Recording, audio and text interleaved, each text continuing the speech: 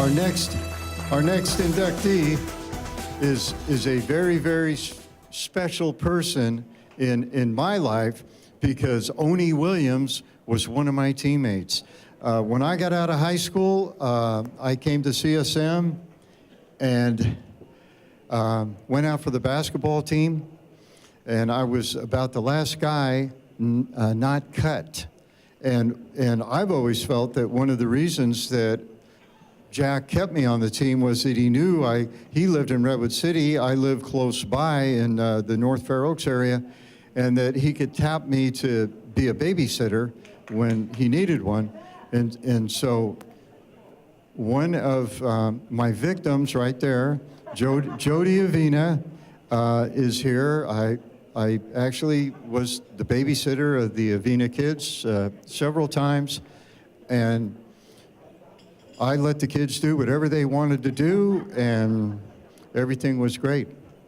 So when I got here, in high school, I was a forward. When I came to CSM, I had to play guard, and this is a guy I had to play against every day. This is Owney Williams.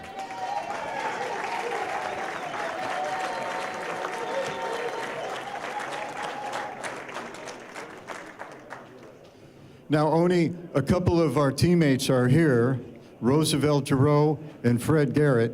I've talked to them at length, and I'm not going to say everything that they told me. So you don't have to worry about that. Owney, you were a very high-profile athlete in San Francisco, and you can read in the program what happened. Owney thought he was going to City College, but his parents moved to Daly City, and it turns out that at that time you had to attend the community college in the district in which you lived. So he goes to register at City. They say, you can't go to school here, you have to go to San Mateo. What? So he comes down to San Mateo, and what happened? Well, at that time it was, a lot of guys got drafted. I don't know if you guys are a lot younger than I am, but there was a war called the Vietnam War. And I came down here, and I went down to the A&W Root Beer's place in El Camino, and there were some officers there having hamburgers, and I asked them where the College of San Mateo was. And these guys finished their hamburgers and escorted me up to the campus. And after I saw this school, it was just, this is in 1965. After I saw this school, it was like someone had dropped me off at Disneyland. Just a great school, just, water fountains and green grass and space and stuff. And I was born and raised in San Francisco. So this was a treat for me. And I went into the administration's office to register, and the line was probably from here to the gym, because that was the only way you can avoid being in the war, was to register for college.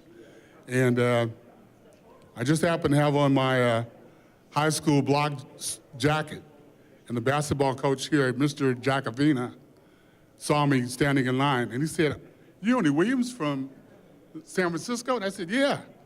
I said, "I'm trying to get in school, coach, but it's kind of tight." He goes, "Come with me, son." And that started my history here at College of San Mateo.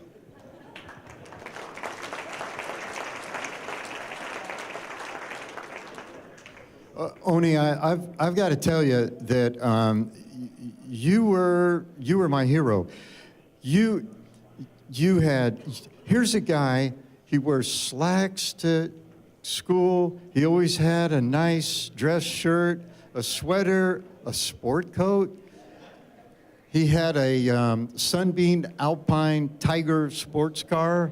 And you know some people who try to be cool. Owney didn't try to be cool, he just was cool. And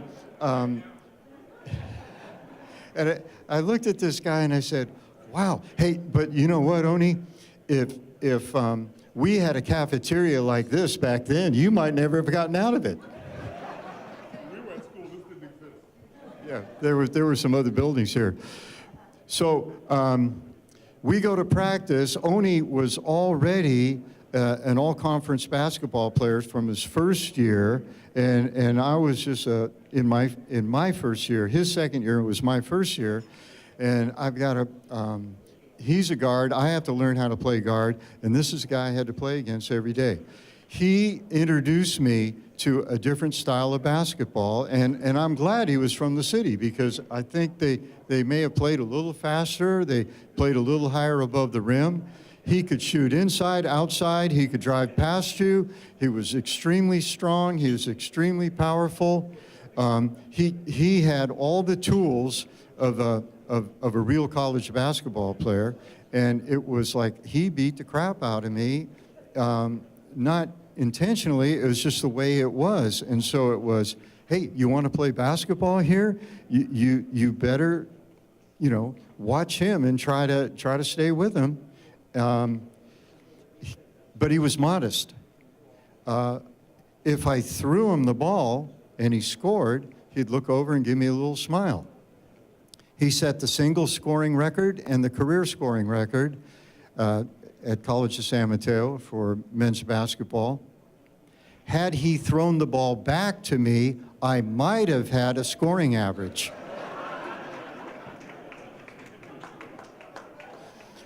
Owney, when you left high school and came here to College of San Mateo, what was the transition like for you? I know what it was like for me. What was it like for you? I know a lot of guys probably in this room, or ladies, have played sports, but when you get to college, it's a whole new ballgame. A lot of guys have talked about coaches and accomplishments of what they've done, but our practices were from 2:30 till 7 at night. That was our basketball schedule. I went on my first day, told my dad that coach was crazy. And my mom, she said, "Oh, poor baby, oh, Jesus Christ, what are they doing to my baby?" And it was just a horrible experience. My first week, I was going to try out for football, because I was also an all-city football player. And I went down to the gym to get my ankles taped. And these football players were up to the ceiling. And some of the guys was chewing steak sandwiches. And these guys, scared the doo-doo out of me. I couldn't wait to get back up to that court. So I got up to the court, and my coach, Jack Avina, was the disciplinarian, and he didn't take for any crap or anything, and it just scared the lights out of me. So earlier that summer, I was afraid that I would let my family down by not being first string, starting. So what I did, I put myself on a rigid eating diet and ran the beach. We had a couple of dogs. My dogs ran the beach with me, and I was just so afraid of being a failure. And I wound up giving myself a hernia. And I missed the first 2 weeks of practice because the operation back in those days was done totally different what they do now. And Jack Avina came up to me and he said, "Owney, you're probably one of the best ball players I've ever had. I think if you work hard, you can make something of yourself." And I went, "Damn, I'm working hard now. What the hell is this guy talking about?" And he said, we got a new recruit. His name is Gary Dilly. And he said, Gary played center. So I was looking for this big gorilla type guy turning in the corner, and I did this. So,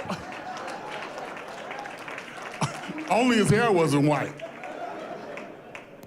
Gary was a total challenge because he didn't like losing. He really didn't care who was there in front of him. He did not like losing. And I kept seeing, I said, man, this is a white boy, I'm gonna eat him up. I'm just gonna destroy him. And every practice, Gary came up. No one wanted to guard me. Everyone was afraid to guard me, but he wasn't.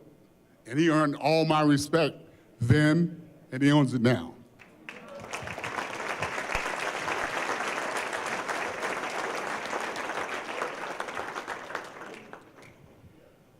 Wow, I don't know what to say. To hear that from one of my heroes, thank you, Owney. Do you remember a particular game that you played in that I remember one when we got in those little vans and we went to Fresno and played Fresno City, a preseason game in December. That really stands out in my mind. But is that one for you, or do you have another one? Because I was the team's top scorer, a lot of pressure was put on me to score. And whenever I passed the ball to certain people we won't name, they would pass the ball right back to me because everyone thought that I was the better player. He'd be wide open and throw the ball back to me with 15 men on me. And so we played a game against Cal freshman team. And Cal's team was based on, I think they had like 7 high school All-Americans on their team. Yeah, because they were trying to compete with UCLA. And those of us who are a little more mature might remember the UCLA team with Lou Alcindor, Kareem Jabbar, and a few other All-American ball players. Those guys were a very dominant team. So Cal was trying to match them. So Cal, I'll never forget this, Coach Avina was real tense. And we kind of sensed it, and we were practicing, but we were practicing very nervously. And he was looking for a way to calm us down. I guess he knew we were, getting out of hand. And I never forgot this. You probably forgot it. Gary had the ball, and he was dribbling down court, and he threw the ball to one of our centers. And the ball went through his hands and it went out of bounds. And the coach said, "God damn it, Gary." So Gary looked at me like this, and the coach looked at me, and I said, and then the coach walked over, and ladies, excuse me, but he says, God, and our coach's name was Jim. He goes, "God damn it, Jim. If that was a titty, you would have held it." And everybody looked around and said, "That's right, coach, that's right. I sure would have held it." So, that was one of my most, excuse me, please. That was one of my most memorable moments of the 2 years I had here at the school. And and we never dropped the ball after that. Well, Owney, you introduced me to a whole lot of things in college athletics. In style, in attitude, in Colt 45, in playing hard and enjoying each other's company. And it's my pleasure to congratulate you as a member of the College of San Mateo Athletic Hall of Fame. Thank you.